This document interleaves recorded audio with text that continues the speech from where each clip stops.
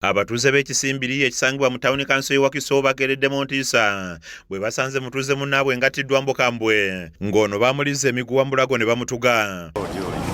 Asangiddwa ng'atugibbwa mu makya era y'ensasagge eriwo wano mu Wakiso mu kitundu wano eno.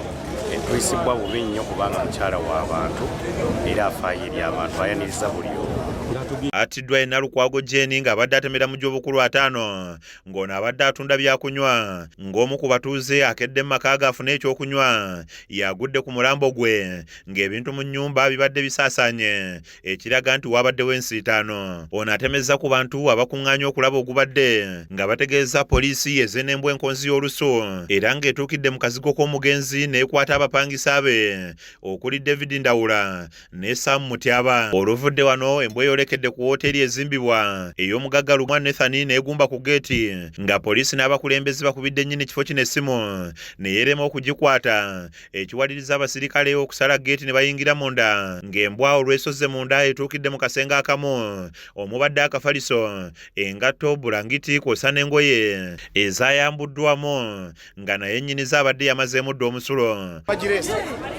Negenda okufuula fite bwevuddeyo negenda emmanju w'ennyumba ye nebeerayo akaseera nevaayo bwevuddeyo neyita wano ku lubalaza wano wetuli negenda nesibira ku geeti era ey'omutuuze omulala kati bwesibiddewo bo nga abakugu nga poliisi yo emanyi ekyokukola embwa bweremeddewo ne bagamba nti ani nannyini wano nga babuuza omukulembeze ne bagamba mbumanyi neetaliiwo omukozi wa gavumenti gwakaawo. Embwa oluyimiridde awo ne batandika omukubira amasimu kyamani asoose okunoonya essimu ennamba y'amasimu kati bagenza okuzuula embwa ziyingidde tumanyi baggyeeyo. Kino kijja abatuuze mu mbeera ne baagala okumenya ebizimbe by'omugagga nga bagamba nti yandibanga abadde mu lukwe olw'okutta munnaabwe nga ssentebe w'ekyalo Ssekkadde David alabiddwako ng'abakakkanya.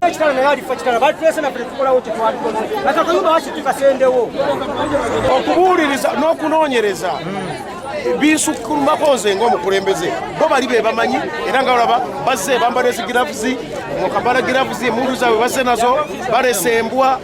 Abooluganda lw'omugenzi bagamba nti omugagga ono azze asendasenda omugenzi amuguza ekifo kino ateekewo paakingi kyokka n'agaana nga bagamba nti ekisinga okubaloma kwe kuba nti omugenzi akumya amaka ge n'atagatunda wadde ng'omugagga ono yali amuwamu obukadde 80. Aliwo emabega awo nga baagala okugula ekifo kye naye n'agamba nti sijjagenda mu kyalo kambeere wano bwekityo byali. Batumako omuntu nga baŋŋamba nsendesende maama yaŋŋamba abo tebakola ki byesonyiwa ebyo ffe tetutunda kuba nabagamba ffe tetutunda ekyo kyokka.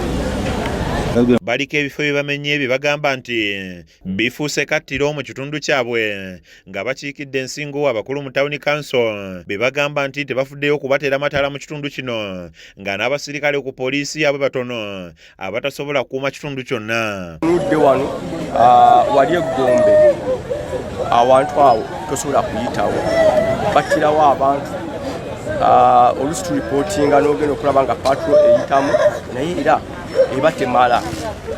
Tuna sports areas nyingi nnyo otuuka wali ku Mubiru Road nawo wabi nnyo obubbi bufuuse obubbi.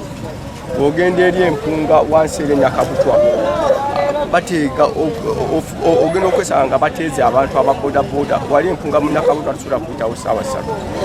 Kizza Peter yakusakidde eggulya lino ku RKS TV Agalero.